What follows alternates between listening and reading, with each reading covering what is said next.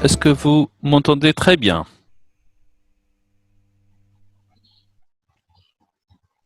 Oui, Oui, on vous entend. Très bien. et ça va. Donc, je crois qu'on peut commencer la réunion. Très bien. Bonjour à tous. Merci d'être avec nous aujourd'hui dans cette rencontre. Je rappelle que cette rencontre fait partie d'une série de rencontres intitulée Rencontres sur les rives de la traduction. Je voudrais aussi vous rappeler que ces rencontres ont pour objectif principal de faciliter un échange de vues informel sur la traduction, la traductologie et les problématiques de la traduction entre les étudiants, les professionnels du métier et bien entendu les chercheurs. Permettez-moi d'accueillir chaleureusement notre invité, notre intervenant d'aujourd'hui, Jean-Marie Leray. Jean-Marie Leray est un traducteur anglais-italien vers le français, interprète italien, italien-français, français-italien. Il est un traducteur-interprète professionnel depuis 35 ans, dont 25 ans à la tête d'une société de traduction et 10 ans en tant que formateur marketing pour traducteurs, interprètes et agences de traduction. Notre invité a certainement été invité pour de bonnes raisons. Jean-Marie va nous parler de ce que sont les évolutions du marché de la traduction et du métier dans le monde entier. Et bien sûr, il va nous parler aussi de la nécessité de s'adapter. Voilà un sujet très pertinent et très intéressant pour les étudiants. Un sujet qui certainement met en exergue l'aspect pratique de la profession de la traduction. Jean-Marie est toujours disponible en cas de besoin pour livrer des renseignements et des conseils sur le marché de la traduction qui sont des conseils pratiques, pertinents et à jour aux étudiants, à mes étudiants en particulier. Maintenant, je cède la parole pour 10-15 minutes à Jean-Marie pour faire une brève introduction sur ce thème. Et la parole sera ensuite donnée à la salle pour une première série de questions. Vous pouvez poser vos questions en anglais, en français et en anglais, mais pas en arabe. À toi la parole, Jean-Marie. Alors, j'active, vous m'entendez? Oui. Ok. Alors, bonjour à toutes et à tous. Je suis très content d'être avec vous et je remercie Amouda de m'avoir invité. C'est vrai qu'en présence, c'est autre chose, mais bon, vu les circonstances, on va se contenter de cette plateforme. Et donc, j'espère que ça sera aussi fructueux que si on s'était rencontrés personnellement. Alors, dans mon idée, je vais vous présenter une diapo que j'ai déjà présentée à l'occasion de Team VOM il y a 4 ans, 5 ans, à Tunis. 5 ans en 2015. Voilà, mais c'était au cœur d'une présentation, il y avait beaucoup d'autres diapos, donc là, je n'en ai choisi qu'une. Et je vais vous faire la présentation à partir de cette diapositive. Après quoi, vous serez libre de me poser les questions que vous souhaitez. Alors, je vais maintenant vous montrer la diapo. Alors, attendez, elle est là. Voilà. Alors, cette diapositive, bon, c'est un modèle qui s'appelle les 5 forces de Porter, qui sont en général un modèle utilisé en général pour l'économie, les grandes entreprises, etc., etc. Moi, je l'ai adapté à notre condition de traducteur. Et ce modèle représente les tensions du marché. C'est-à-dire que vous, moi, nous sommes au cœur d'un marché qui est en général le marché de la traduction et en particulier notre marché à nous. Je dis toujours qu'un traducteur, une traductrice égale un marché. Parce que même si vous faites les mêmes langues que votre voisin, les mêmes domaines, vous n'aurez jamais le même marché. Chacun a son propre marché. Alors, ce marché, il est toujours en tension, c'est-à-dire que c'est un rapport de force. C'est un rapport de force entre les différents intervenants du marché de la traduction. Donc, le premier, ce sont les agences. Ensuite, vous avez horizontalement les clients et verticalement, vous avez les concurrents, c'est-à-dire vos collègues, ceux qui font les mêmes langues que vous, ceux qui font les mêmes marchés que vous, les mêmes spécialités. Et en bas, vous avez les produits de substitution. Alors, les produits de substitution, je ne vais vous en citer qu'un seul, c'est la traduction automatique, qui rentre avec force depuis quelques années sur le marché et qui est en train d'exploser. C'est-à-dire que maintenant, tous les grands groupes des fournisseurs de services linguistiques, donc les agences, chaque grand groupe a son propre système de traduction automatique. Et de plus en plus, quand ils font appel à vous, ce n'est plus uniquement pour traduire, mais très souvent, de plus en plus souvent, c'est pour post-éditer de la traduction automatique. Alors, évidemment, ça change beaucoup de choses. Ça change beaucoup de choses parce que, premièrement, ça change les tarifs. Et les tarifs, c'est une conquête permanente. Les agences négocient tout le temps les tarifs avec les clients. Et en général, rares sont les agences qui sont en position de force avec les clients. Donc très souvent, elles s'adaptent, elles acceptent les conditions des clients qui les mettent en concurrence et qui disent, si vous n'acceptez pas mes conditions, je vais chez le concurrent. Donc souvent, les agences acceptent des prix qui sont vraiment tirés vers le bas. Et vous, en tant que traducteur, vous êtes au milieu. Excusez-moi, je dois boire.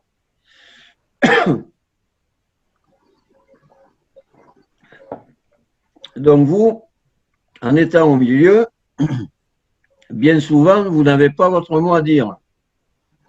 C'est-à-dire que l'agence se comporte avec vous comme le client s'est comporté avec l'agence.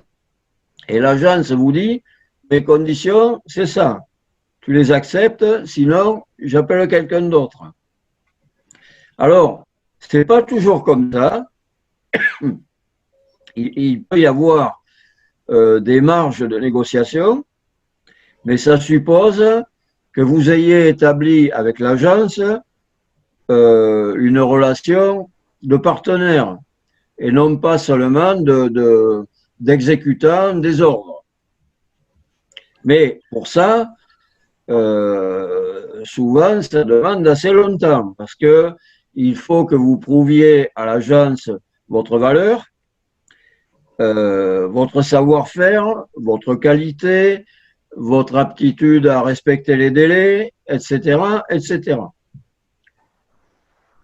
Vis-à-vis des concurrents, qui sont vos collègues, qui sont les personnes avec qui vous étudiez, qui vont peut-être avoir les mêmes langues que vous, les mêmes couples de langues, qui vont peut-être avoir les mêmes domaines de spécialisation que vous. C'est simple, il faut se demander pourquoi un client ou une agence ferait appel à moi plutôt qu'à mon ami, mon camarade ou mon concurrent. Et c'est là où votre valeur intervient. C'est là où la qualité de ce que vous fournissez intervient. Alors, la difficulté, c'est que la qualité suppose un prix.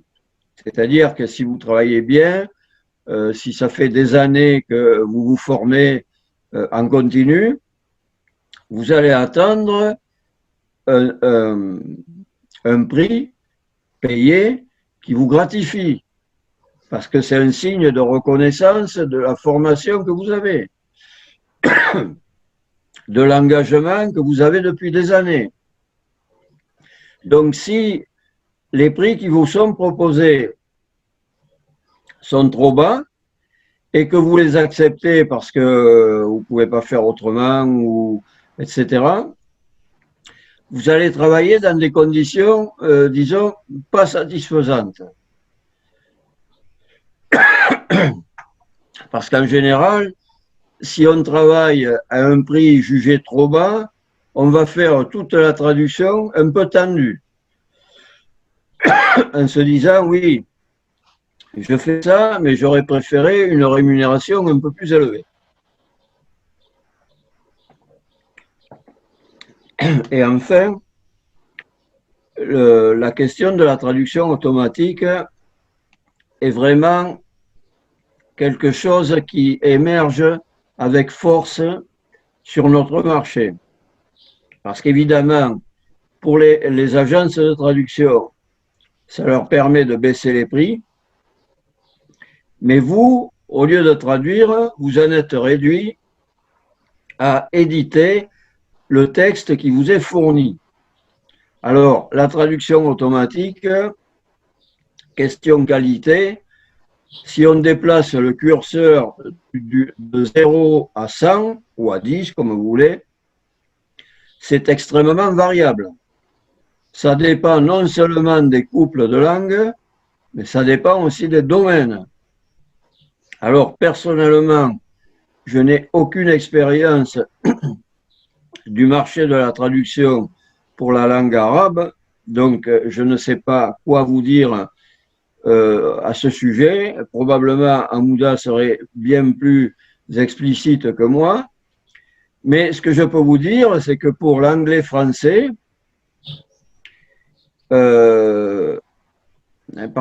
ça dépend aussi des agences, ça dépend aussi des groupes.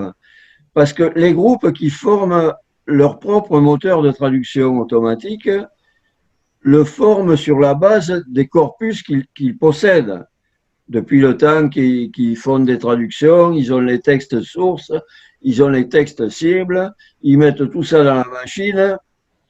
Mais bon, ça dépend déjà de la quantité, parce que pour former un moteur de traduction, il faut des corpus vraiment, vraiment importants.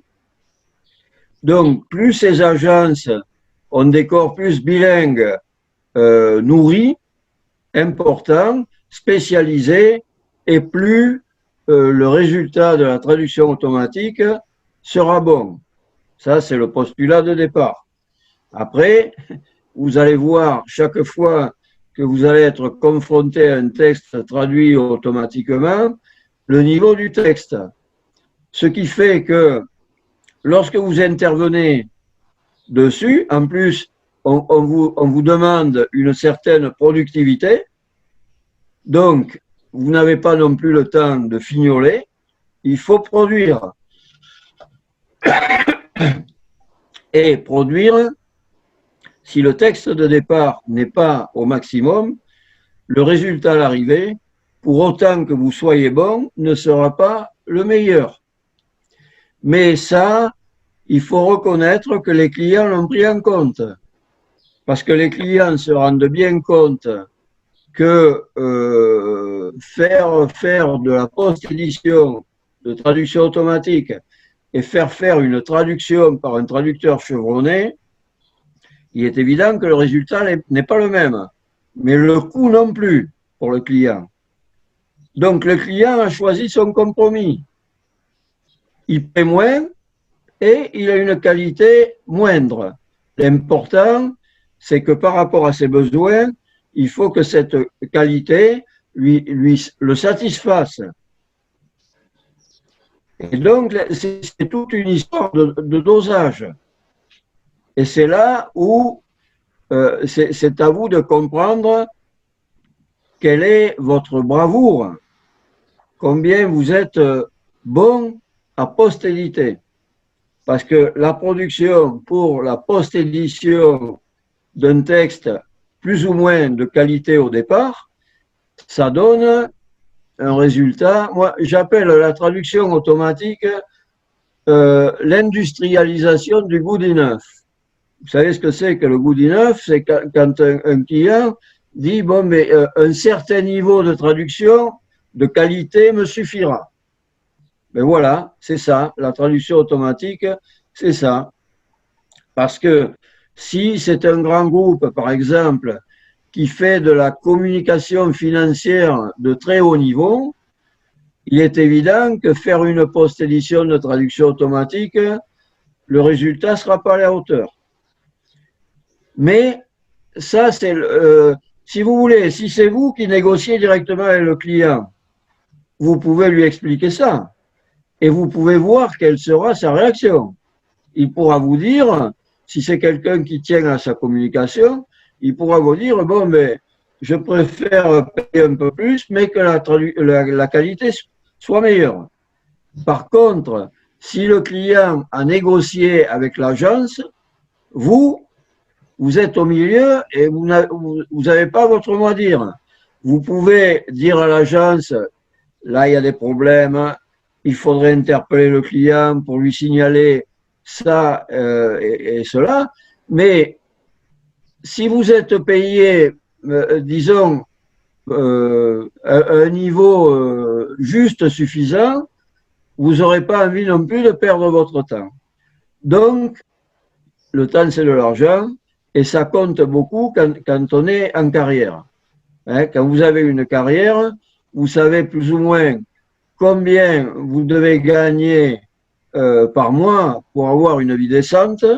Et donc, en fonction de ça, vous calculez quelle doit être votre productivité en fonction du prix qui est attribué à cette productivité. Donc, c'est tout un jeu de dosage qu'il faut apprendre à gérer. Et ça, c'est pas extrêmement rapide. Ça s'apprend avec le temps. Donc, il faut de l'expérience. Au début, on ne peut pas avoir les mêmes prétentions que quelqu'un qui connaît son métier, son marché sur le bout des doigts. Donc, voilà. Je vous ai fait un peu le tableau de ces différentes tensions. Comme introduction, je pense que ça peut suffire. Donc, j'arrête le partage d'écran et puis à vous pour la suite. Merci, Jean-Marie. Donc, la parole est à la salle maintenant. Qui veut prendre la parole?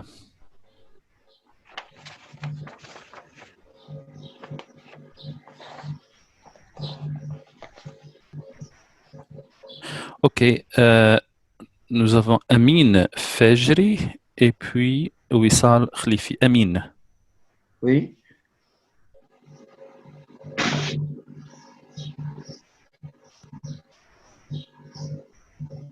Voilà, est-ce que vous m'entendez? Oui, oui, ça va, merci, oui. Voilà, merci Jean-Marie, c'était vraiment une bonne petite présentation, quoi dire. Oui. Juste en se référant donc au schéma. Le schéma de Porter s'entoure sur ce qu'on appelle l'avantage compétitif. Donc, oui. Ma question est plus précise. Juste à travers du schéma, quels sont les avantages compétitifs qu'on peut tirer donc pour un traducteur ou bien un interprète? Ok. Alors, je réponds d'abord sur cette question. Ok. Alors, oui. Cette question amène une autre présentation.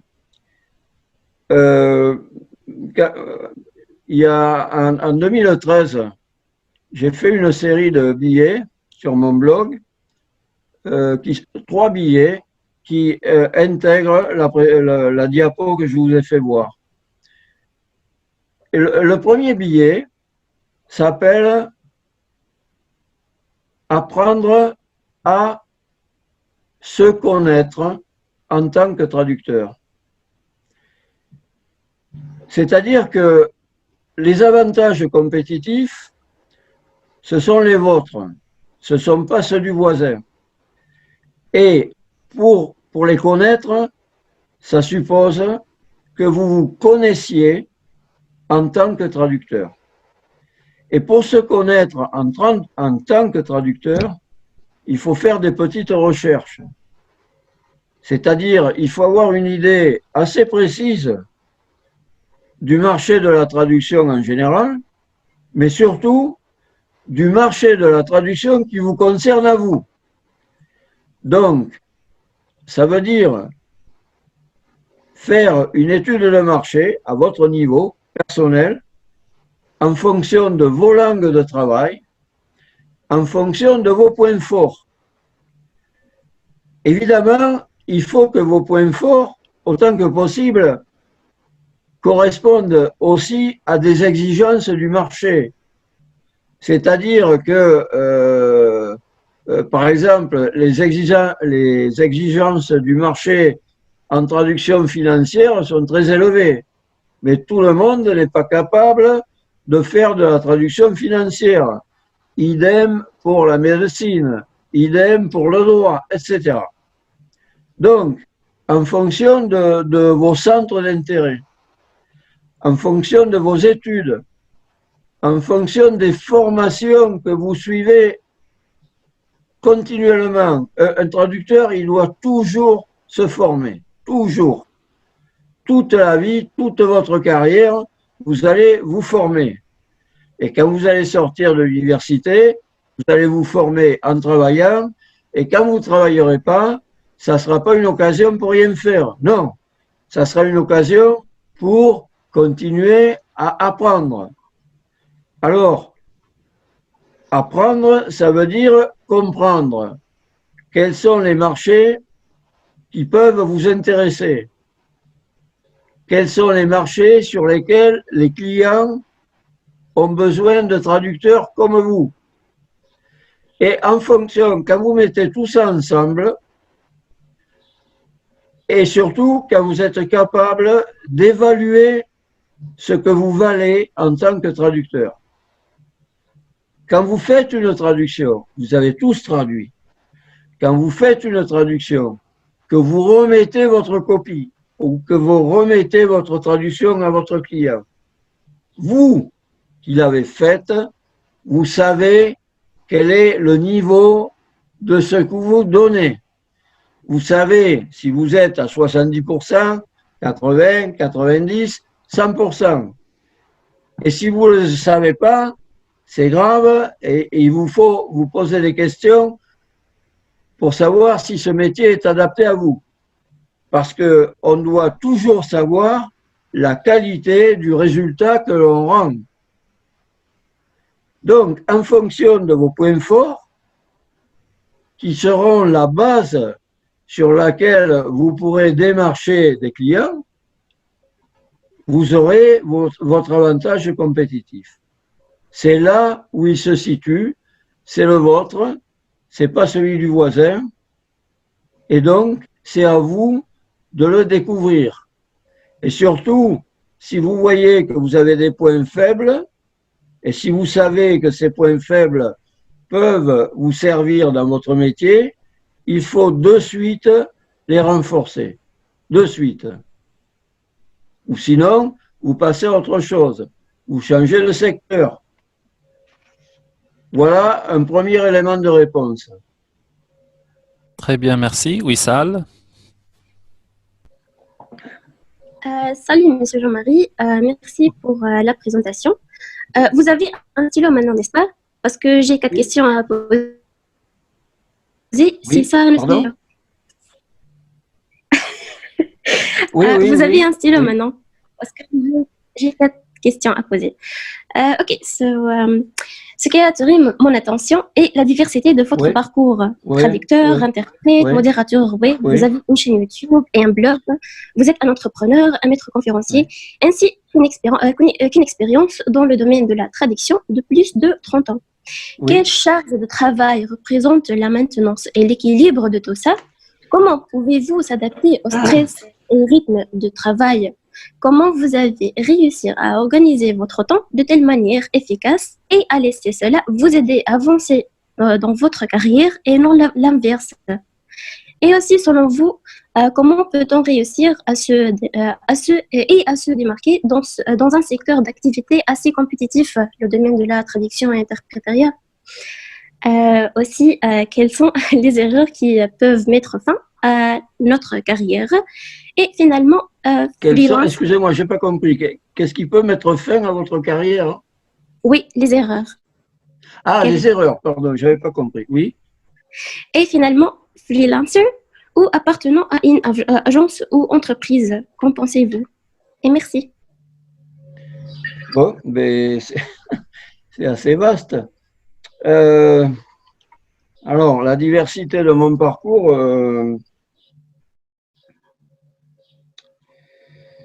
comment vous dire, j'ai passé les premières années à beaucoup travailler. Je me rappelle 2 mois en particulier, je ne sais plus quelle année c'était, mais en fait c'était dans les années 90, début des années 90, où en 2 mois, alors il faut 90, c'est il y a 30 ans. Donc il y a 30 ans, il n'y avait pas les moyens qu'on a aujourd'hui. Et pendant 2 mois, pas consécutifs, hein, mais 2 mois dans une année, j'ai fait 900 pages par mois, dans le mois. Ce qui était une quantité de travail folle, folle. Je ne sais même pas comment j'ai fait. Si je regarde en arrière, je suis incapable de dire comment j'ai fait. Probablement la jeunesse, l'envie. Des fois, je travaillais 24 heures sur 24. Je me rappelle les journées, j'avais même pas le temps de manger. Bon, c'est évident que on peut pas baser sa vie parce que en dehors de ce que vous dites, il y a aussi la vie familiale. J'ai un fils, une femme. Bon, concilier tout ça, c'est pas évident. Et donc, j'ai toujours cherché, à partir du moment où la traduction me prenait trop, parce que par exemple, l'interprétariat, je suis interprète, mais j'aime pas beaucoup me déplacer, j'aime pas les mondanités, je suis plutôt ours.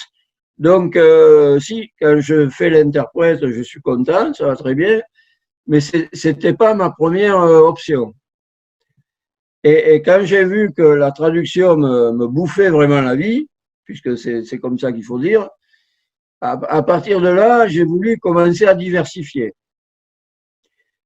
Et il y a un autre élément aussi, qui a été très, très important pour moi, c'est qu'au début, j'ai mis une page, on est vers la fin des années 90, j'ai mis une page, un profil sur Prose, qui est, vous connaissez tous, je suppose, qui est une place de marché pour traducteurs. Et je me rendais compte que ma visibilité sur Prose ne dépendait pas de moi. Elle dépendait de la plateforme. Elle dépendait du bon vouloir d'une plateforme sur laquelle je n'avais aucune influence. Donc, en fonction de ce qui décidait, je pouvais être visible ou être au millième rang de la 2000e page. Donc, je me suis dit, ça va pas. Si je veux organiser ma visibilité, je dois prendre les choses en main et je dois m'en occuper tout seul. Et donc là, j'ai appris à coder en HTML, à faire mon premier site. C'était très artisanal, mais j'ai beaucoup appris. Et j'ai surtout beaucoup appris comment fonctionne le web, comment fonctionne Internet et comment fonctionnent les réseaux sociaux, qui aujourd'hui ont une importance gigantesque et qui est même exagéré, mais ça peut servir dans notre métier. Et puis un jour, vous savez, quand vous travaillez longtemps, il y avait des moments, je traduisais, j'avais l'impression d'être à l'usine. Comme si vous êtes à la chaîne, vous faites toujours la même chose sans vous rendre compte, et ça ne m'apportait plus rien intellectuellement. Et donc là, je me suis dit, il faut que tu te remettes en question, parce que une carrière, c'est long. Bon, ça fait 35 ans, c'est long. Vous êtes au début, donc vous allez devoir vous projeter en avant, et chaque fois, vous allez devoir trouver de nouveaux défis qui vous motivent intellectuellement. Ça peut être aussi financièrement, ça peut être pour assurer la vie de votre famille, tout ce que vous voulez. Mais il faut toujours se poser des défis. Comme disent les Anglais, il faut sortir de sa zone de confort. Parce que sinon, on reste dedans et puis il arrive un moment, on ne se rend pas compte et on est dépassé par les événements. Moi, je vous l'ai dit, il y a beaucoup de traducteurs de mon âge ou qui ont 20, 30 ans d'expérience. La traduction automatique, ça leur reste en travers de la gorge. Parce que ça fait baisser les prix. Bon, moi, oui, aussi, mais je m'adapte. Il faut une grande capacité d'adaptation dans ce métier. Et c'est ça qui explique la diversité. Parce que sans cette diversité, je serais tout seul dans mon trou, je ne sais pas ce que je ferais, je ne sais pas. Franchement, je ne sais pas. Et puis à un certain moment, maintenant j'ai un peu plus de 60 ans, on a envie de partager. Enfin, moi, personnellement, c'est ça. J'ai envie de partager. Je sens que j'ai un gros bagage d'expérience, j'aimerais le partager. J'aimerais faire des formations full immersion avec les traducteurs pour leur dire tout ce que j'ai appris. Aujourd'hui, on n'a plus trop le temps. Tout va vite, il faut que ça aille très vite. Mais ce qui manque souvent au début du métier, c'est d'avoir une réflexion sur son propre métier. Des fois, on se lance, on se dit, tiens, je vais faire ça, je pars sur ça, je ne sais pas où je vais, mais j'y vais. OK, pour partir, c'est très bien. Mais il arrive un moment, il faut s'arrêter quand on est en face d'un carrefour avec une rue à gauche, une à droite, une tout loin, et je prends laquelle et pourquoi. Donc il arrive un moment où il faut s'arrêter, il faut réfléchir à ce qu'on fait. Les erreurs, je crois que c'est de ne pas fournir la qualité. Je crois que ça, c'est la première erreur que peut faire un traducteur. C'est d'avoir la présomption de pouvoir tout faire.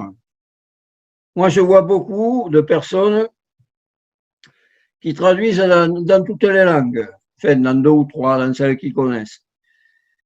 Moi, ça fait 35 ans que je suis bilingue français-italien. Je parle italien, des fois j'en oublie mon français. Je ne traduis jamais en italien. Et pourtant, je pourrais le faire. Mais je sais que mon vocabulaire ne serait pas à 100%. Je ne traduis jamais en italien. Et je vois des gens qui ont beaucoup moins d'expérience et qui se lancent allègrement. C'est pas un défaut en soi, mais selon moi, c'est pas professionnel. Je sais que ce point-là est très sensible à l'université. Je suis intervenu il y a 2 ans, je sais plus, à Paris, et tous les profs m'ont dit, ah, mais si, c'est bien, qu'est-ce que vous voulez? Moi, c'est mon expérience. Maintenant, il peut y avoir des très bons bilingues, mais à ne pas faire si vous n'êtes pas sûr à 100% de vous. Ça, pour moi, c'est une erreur. Alors, une erreur qui peut vous coûter votre métier, c'est de mal vous entourer.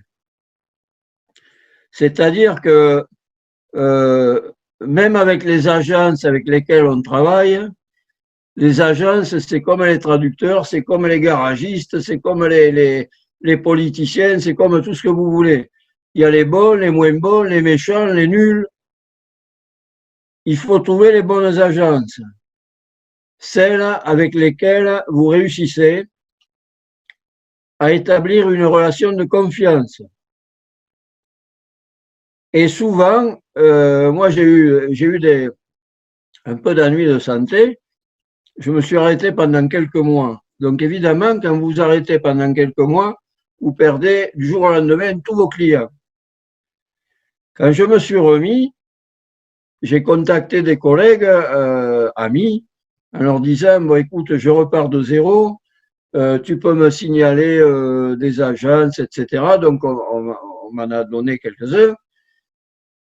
Et il y a un truc, je vous dis ça pourquoi? Parce que des agences avec lesquelles ses collègues s'entendaient parfaitement, mais avec moi, ça n'a pas marché. Et à contrario, des agences avec lesquelles ils n'avaient pas envie de travailler, avec moi, ça a été super bien. Donc, c'est pas uniquement à sens unique. C'est toujours basé sur la relation qui se crée entre vous et vos clients, bien sûr, parce que vous pouvez aussi chercher des clients directement, pas seulement les agences. Mais là aussi, il faut être certain que quand votre client direct vous demande des services que vous n'êtes pas en mesure de lui offrir, mais il vous les demande à vous, pourquoi? Parce que à ce moment-là, vous êtes son interlocuteur. Et bien dans ces moments-là, il ne faut pas le laisser tomber. Il faut lui dire, bon, ça, je ne peux pas le faire, mais j'ai des collègues, j'ai un réseau. Et le réseau qui se crée, il est évident que si vous lui envoyez un collègue pour faire une langue dans laquelle vous ne travaillez pas, il faut que ce collègue soit à la hauteur. Parce que sinon, c'est votre réputation que vous jouez. Donc, c'est pas évident de négocier directement avec les clients, tout comme c'est pas évident de négocier directement avec les agences ou directement avec vos collègues si vous montez un réseau entre vous. Voilà, les erreurs aussi, ne pas être en mesure d'évaluer la complexité d'un travail. J'ai vu des traducteurs, quand j'ai eu mon agence, j'ai fait travailler des traducteurs. Je leur donnais un travail, ils étaient incapables d'évaluer la quantité, la difficulté, le temps. Et ça, c'est la base du métier. Quand vous négociez un prix pour une traduction, tout va dépendre de votre évaluation de départ. Si votre estimation est juste, vous êtes sûr de retomber sur vos pieds. Si vous vous plantez sur votre évaluation, vous risquez fort de travailler à perte. Parce qu'une fois que le travail est fait, vous ne pouvez plus dire au client, ah, mais j'ai demandé ça, mais en fait c'était 200. Non, ça ne marche pas comme ça. Donc, il y a une série d'erreurs à ne pas faire qu'on apprend évidemment avec le métier, mais surtout en étant sérieux et consciencieux au travail. Je m'arrête là pour l'instant. J'espère avoir répondu à vos questions.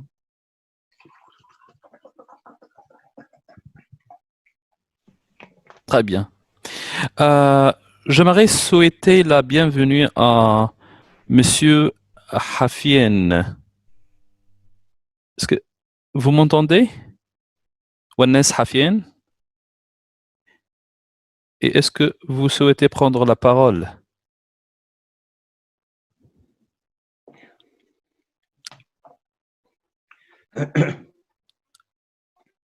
Léo, Monsieur Hafien? Très bien. Alors, Mohamed Salah Aïssa. Je donne la parole à Mohamed Salah Aïssa. Greetings. So my question is going to be in English, and it is as follow. Sir, you mentioned machine translation and the fact that the further the translation company or firm grows, and by that I'm referring to those using translation softwares, the more accurate is the quality of the translation. And as you said again, we are talking about post-editing. However, some of these companies or firms hire freelancers and for translation projects and demands the freelancer to use softwares such as Trados and so on. We're talking about memory softwares, memory translation softwares. And the question is, should the translator charge them extra or higher? Since when you do so and you accept these terms, they'll be using the translation memory collected from your project for future or next project they have in plans.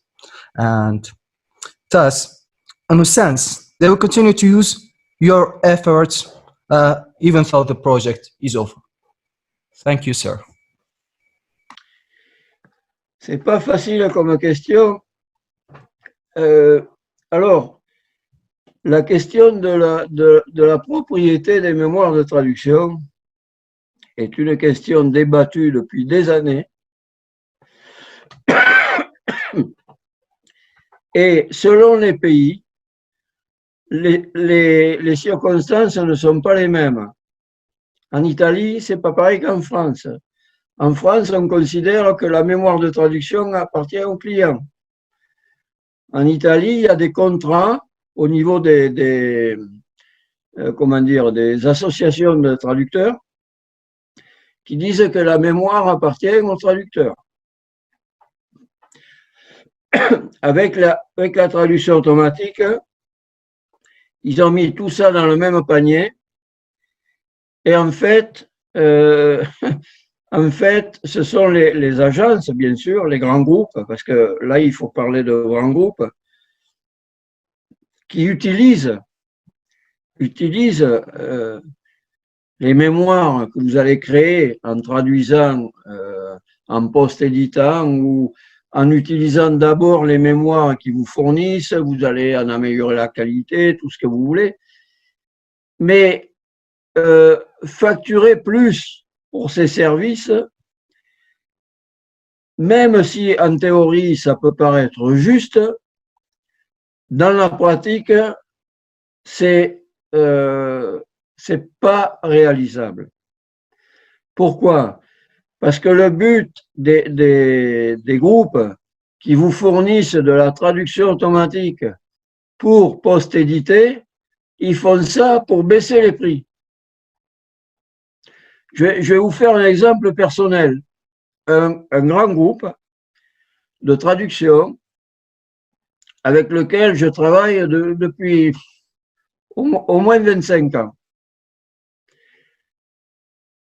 Je refusais toujours de baisser mes prix. Il est arrivé un moment où du jour au lendemain, alors imaginez, pendant 25 ans, des fois il m'appelait tous les jours, plusieurs fois par jour, le vendredi pour le lundi, etc., etc., etc. Du jour au lendemain, ils ne m'ont plus appelé pendant 6 mois. 6 mois. Bon, comme j'avais quand même des relations personnelles avec certaines personnes, je leur ai dit, qu'est-ce qui se passe? Ils m'ont dit, c'est simple, ils ont décidé que si tu baissais pas tes prix, on ne t'appellerait plus. Voilà, point barre. Alors, qu'est-ce que vous faites? Vous pouvez très bien dire, bon, mais ne m'appelez plus. Mais le problème, c'est que les autres groupes se comportent exactement de la même façon. Alors, vous pouvez très bien rester sur vos principes, mais vous risquez aussi de vous retrouver sans client. Alors, c'est là où je vous parlais au début du dosage. Il faut toujours doser. Et puis, attention, C'est pas parce que j'arrive, moi, du haut de mes 35 ans de métier, qu'on va me faire une fleur. Non, non. Tout le monde s'en fout. Donc, de ce point de vue-là, je suis au même niveau que celui qui a commencé hier. Tout se joue sur l'acceptation des conditions. Alors évidemment, si c'est n'importe quoi, c'est n'importe quoi. Je ne peux pas accepter n'importe quoi. Mais il faut trouver un compromis. Parce que les groupes, ils se rendent compte aussi que ils ne peuvent pas faire que de ça sous peine de ne plus fournir que de la qualité insuffisante. Donc, il faut la moitié du chemin, vous faites l'autre moitié, vous vous rencontrez et vous essayez de trouver un juste milieu.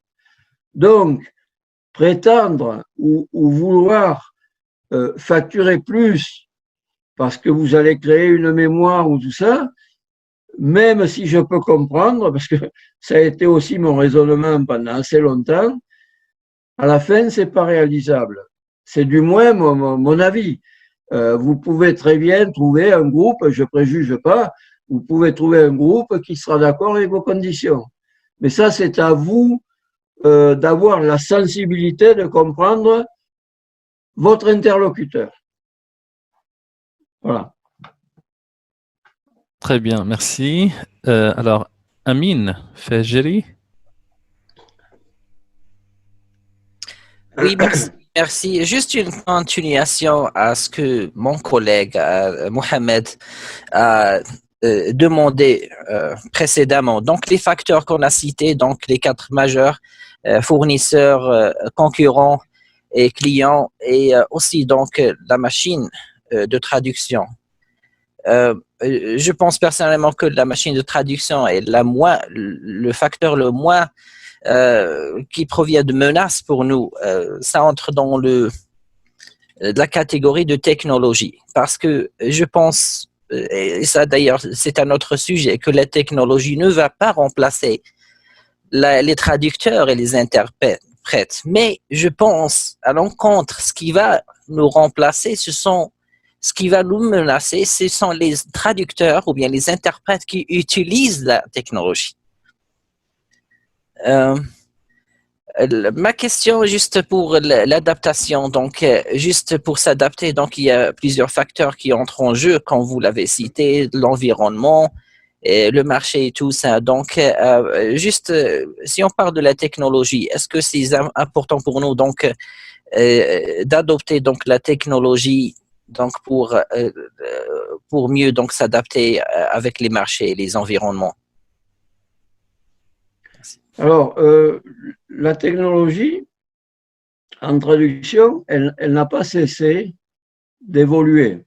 Ça fait plus de 20 ans qu'on est parti de la machine à écrire. Personnellement, j'ai connu la machine à écrire, donc au tout début, quoi, disons. Après, on est passé au traitement de texte. Et puis après, on a commencé à avoir des environnements de traduction avec les mémoires, avec la recherche contextuelle. Bon, c'est le début de Trados, etc. Ensuite, il y a la traduction automatique qui arrive dans ses diverses formes, hein, puisque la traduction automatique, au début, c'est la traduction à base de règles. La traduction à base de règles, elle part de la fin de la Deuxième Guerre mondiale jusqu'en 2000. Pendant 50 ans, les Russes, les Américains, les Français ont dépensé des millions et des millions et des millions de dollars pour créer des systèmes de traduction automatique sans arriver pratiquement à rien, ou à tellement peu que ce n'est pas significatif. Il faut attendre Google pour avoir, même pas IBM, Google, pour avoir un changement significatif avec la traduction hybride. Et pourquoi Google? Parce que ce sont les seuls au début qui ont eu suffisamment de données, qui ont eu des bases bilingue suffisamment importante pour appliquer la statistique à la traduction. Et ça, c'est une étape cruciale parce que la qualité des traductions automatiques pendant 50 ans, on pouvait dire c'est nul. À partir de Google, ça commence à devenir toujours meilleur. Meilleur et meilleur et meilleur. Et ça, c'était il y a 20 ans. Et maintenant, on assiste à quoi? On assiste à la traduction neuronale, intelligence artificielle. Alors là encore, on en est au tout début.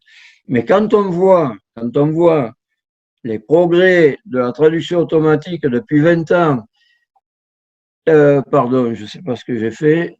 Quand on voit les progrès de la traduction depuis 20 ans et qu'on imagine une seconde, même si c'est même pas possible d'imaginer, la puissance de calcul qui vont attribuer maintenant à la traduction, on peut se dire que de plus en plus, la qualité va s'améliorer. Et pas seulement du fait des traducteurs qui améliorent la traduction, parce que si vous améliorez une base de données au niveau d'un groupe de traduction, ça reste en interne. Google, on n'est pas en interne, on est au niveau planétaire. Et ça avance continuellement. Alors, le discours de dire ceux qui cassent le marché, ce sont les traducteurs qui utilisent ces techniques, je suis d'accord. Je suis combattu depuis le départ avec ça. Parce que je m'en rends compte. Mais je me suis retrouvé à un moment où, mais alors, il y a une évolution des clients aussi, depuis 10-20 ans. Les grands groupes qui n'ont pas de problème d'argent, quand vous traduisez leur bilan, leur compte financier annuel, ils ont des bénéfices de millions et de millions de dollars. Il y a 20 ans, ils vous payaient les traductions, c'était un luxe, c'était magnifique pour les traducteurs. C'était des prix, et les prix n'ont pas augmenté, ils ont baissé, ils ont été divisés par 50, par 10. Bon. Alors, ces clients-là, ils sont plus disponibles à payer comme avant. Ils vous demandent toujours plus de productivité et pour payer moins. Donc, c'est une confluence clients, grands groupes, etc., qui oblige les traducteurs à s'adapter. Parce que si vous réussissez à trouver une niche de clients qui vous font travailler comme vous le souhaitez, au prix que vous le souhaitez, je suis heureux pour vous et je souhaite que ça dure toute votre carrière. Mais si je peux me permettre, ça s'annonce difficile. Donc, il faut créer un compromis. Moi, je suis d'accord sur ce que vous dites, que ça ne remplacera pas les traducteurs humains. En aucun cas. Mais c'est là où le traducteur humain doit faire valoir son atout, ses avantages compétitifs, comme on disait avant. C'est comme si le traducteur, par exemple, si vous faites, moi, quand j'avais l'agence de traduction, je faisais travailler d'autres personnes. Bon, on me donnait des boulots, disons, à 80%, 90%, et moi, je mettais les 10% restants. Mais les 10% restants, c'est ça qui fait la différence avec le client. C'est pas les 80% du départ. Parce que si lui, il voit une traduction à 80%, ce qu'il va regarder, c'est les erreurs. C'est pas qu'il y a 80% de bon. Donc, la traduction automatique, c'est pareil. Il faudra toujours le traducteur humain qui sanctionne, qui dise non, ça va pas. Parce que la machine, pour autant qu'elle puisse en apprendre, En plus, les langues, c'est dynamique, ça évolue en permanence. Mais ne baser sa carrière que sur cette façon de travailler, même si je vous le souhaite, je vois des difficultés.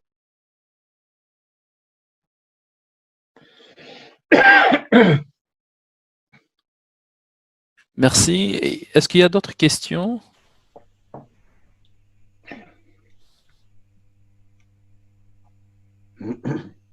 Très bien, pas d'autres questions. Sinon, le temps prévu pour cette rencontre d'aujourd'hui est presque écoulé maintenant. Ça va Donc, vite. très vite, oui, il y a presque une heure.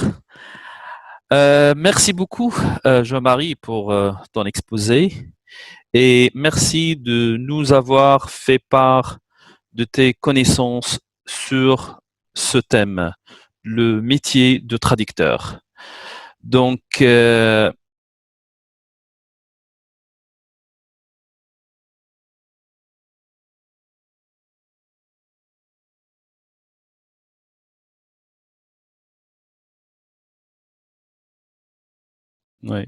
Je vois Nadir qui demande la parole.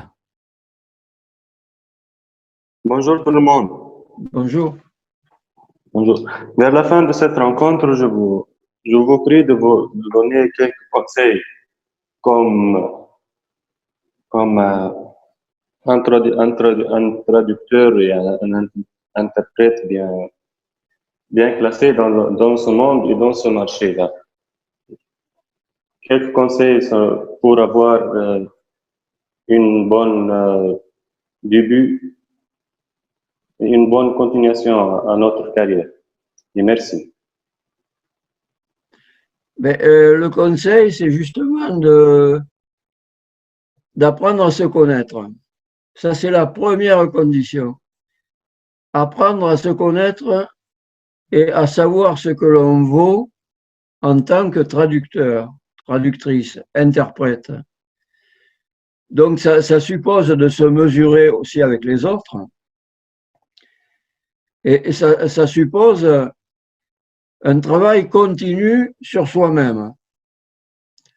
Un travail continu sur ses capacités, sur sa connaissance des langues sources, sur sa connaissance de sa propre langue, parce que bien souvent, il y a des traducteurs qui traduisent en français et qui font des fautes en français. Ça, c'est inadmissible. C'est inadmissible. Donc, il faut apprendre, il faut être parfaitement sûr de sa maîtrise de sa propre langue et évidemment avoir la connaissance des langues de travail et des domaines de travail, aussi bien en traduction qu'en interprétation. Donc, toute votre carrière, elle est basée sur ça, sur votre capacité de connaître, de vous connaître à 100% et de vous former, de vous améliorer en continu. Ça ne s'arrête jamais. Moi, avec mes 35 ans de mon CV, que j'envoie un CV, les gens sérieux, ils me disent, bon, mais vous allez nous faire un test. Donc, le CV, oui, ils l'ont vu, mais ils veulent un test. Et je refuse jamais de le faire. Je fais toujours le test, gratuitement. Parce que c'est le jeu du marché qui veut ça. Donc, et quand je fais le test gratuitement, je suis au même niveau que mon collègue qui a commencé il y a une semaine. C'est tout. Donc, se connaître. Moi, je dis, pour avoir une bonne carrière longue, durable, le cœur du métier, il est là. Et surtout, si quelqu'un qui se connaît se dit, ça va pas, j'ai pas les capacités, ce métier n'est pas fait pour lui. Il faut qu'il change de métier. Parce que sinon, il vivra jamais décemment de son métier. C'est mon avis. Ikram Darassi. Salut, Monsieur Jean. Merci d'avoir accepté l'invitation. Et salut, je ne sais pas à qui je parle. C'est Ikram. Bonjour Ikram. Bonjour. Merci. Donc, vous avez mis l'accent sur l'auto-formation.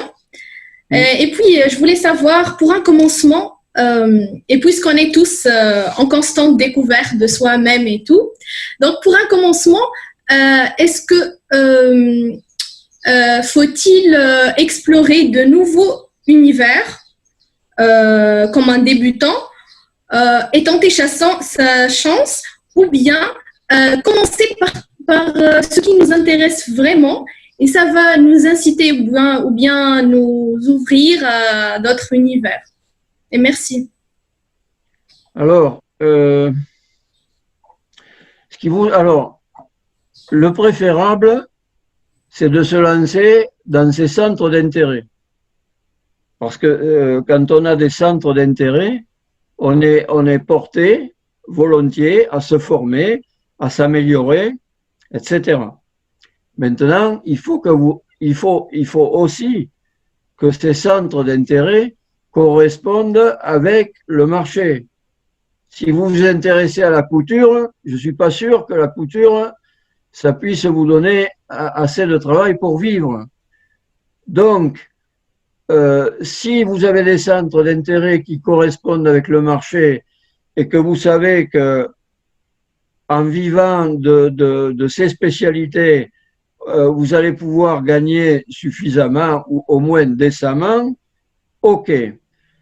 Si vos centres d'intérêt ne correspondent pas ou correspondent partiellement avec ça, alors à mon avis, là, il faut identifier quelque chose qui marche sur le marché, c'est le cas de dire, et essayer de vous former.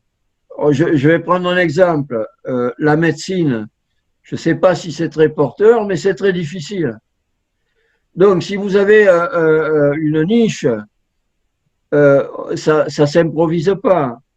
Donc, il faut voir si vous êtes capable aussi de vous adapter à cette nouvelle spécialité. Parce que moi, par exemple, à mon avis, on peut s'adapter à tout. J'étais nul, je le suis toujours d'ailleurs, en mécanique. Et pourtant, j'ai travaillé 2 ans avec Iveco, sous les moteurs de camion, à faire l'interprète sous les moteurs, le camion sur le pont et moi dessous avec les mécanos. Alors au début, on n'y comprend rien, mais en travaillant, on s'habitue. Dans ce cas, c'était peut-être sûrement plus facile en interprète qu'en traducteur. Parce qu'en interprète, vous avez le contact direct. Donc, si vous ne connaissez pas quelque chose, vous interpellez la personne et il vous le dit tout de suite. Je ne suis pas sûr qu'en traduction, ça aurait fonctionné de la même manière. Mais ça, c'est à vous de voir, en fonction de vos connaissances, quelque chose dont je n'ai pas suffisamment parlé quand on se crée une clientèle, c'est le réseau. Le réseau, pas seulement de vos collègues, mais aussi des secteurs.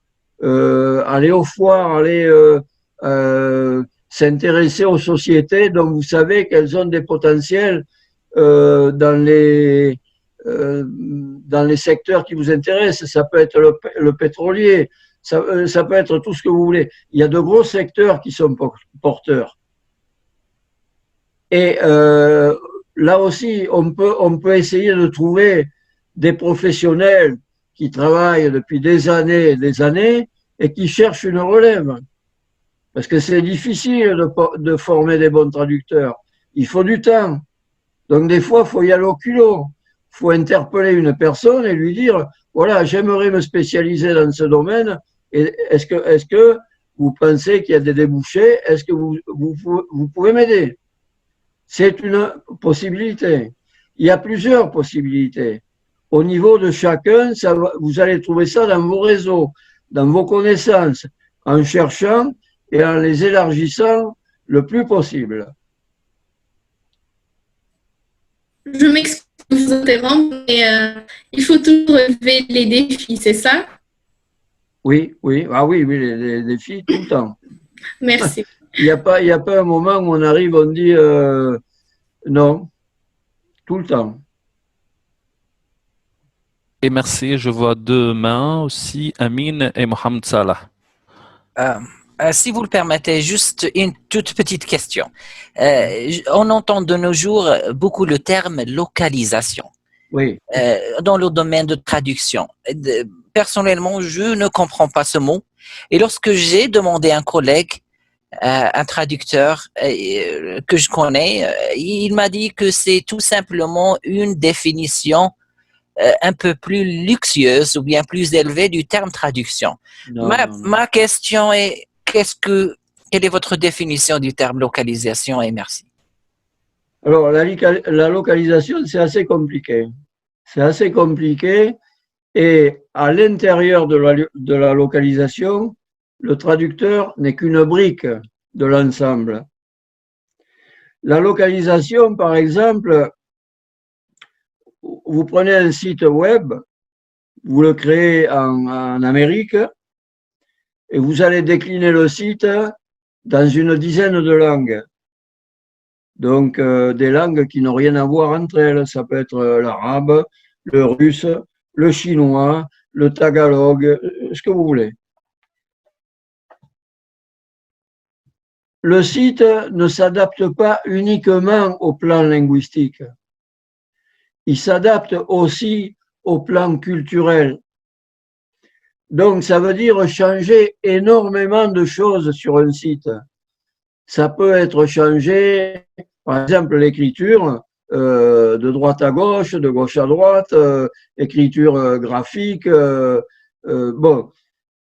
Et par exemple, un autre exemple de localisation, ce sont les logiciels. Quand un logiciel sort, Microsoft ou ce que vous voulez, il doit être localisé dans toutes les langues, dans tous les pays, dans toutes les cultures. Il y a des fois des localisations interlangues. Vous allez pas localiser au Brésil comme au Portugal, en Espagne comme en Argentine ou un autre pays de langue hispanique. Donc la localisation, c'est très complexe. Ce sont des plateformes complexes au sein desquelles la traduction n'est qu'une brique. Et en général, on vous fait travailler sur des systèmes qui sont assez compliqués. Donc, on n'est plus dans Word, on n'est plus dans Excel, on est vraiment dans des plateformes. C'est comme le doublage. Si vous doublez des films, vous allez travailler devant un écran, il faut respecter les mesures, il faut que la traduction ne dépasse pas l'original en longueur, etc. Chaque spécificité, chaque domaine a ses spécificités. Et la localisation, c'est très compliqué, très compliqué.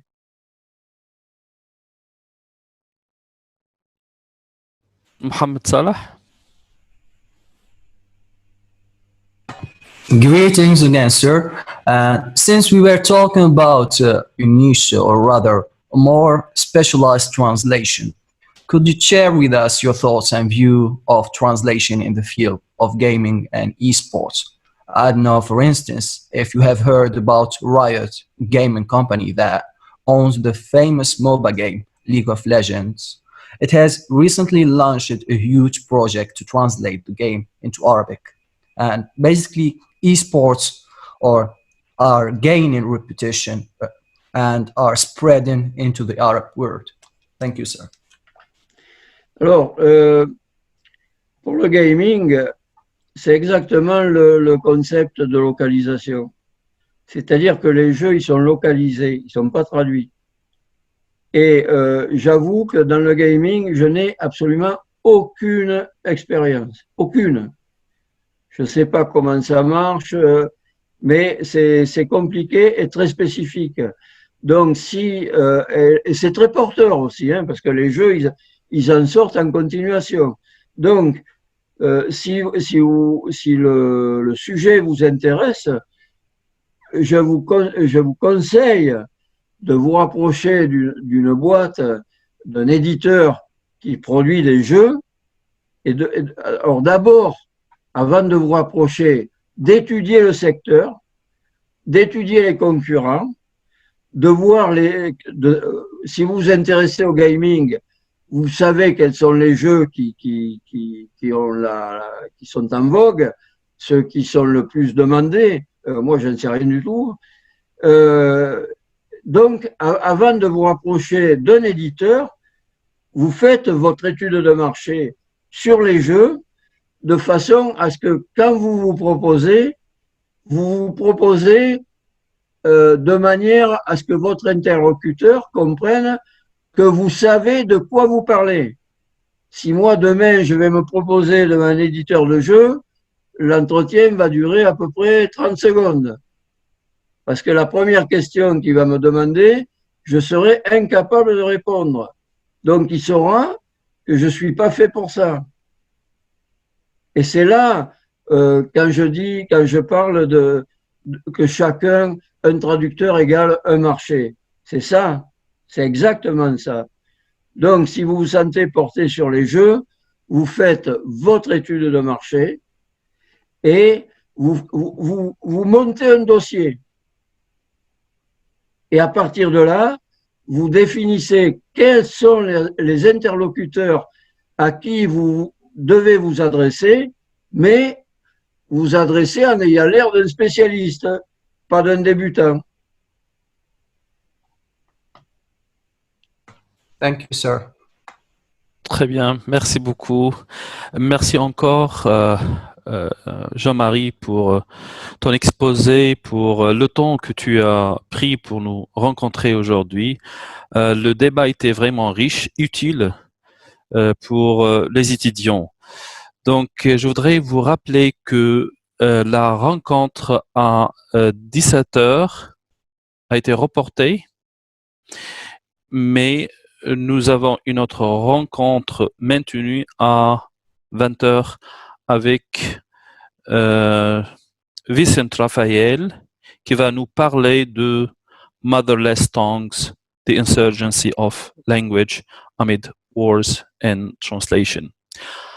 Merci beaucoup, merci à tout le monde pour la participation et à très bientôt. Au revoir. Et peut-être rendez-vous à Tunis. À Tunis, oui. Inch'Allah, Inch'Allah. Un de ces Ciao. jours. Ciao. Ciao, ciao, bye bye. Au revoir. Au revoir. Bye, monsieur.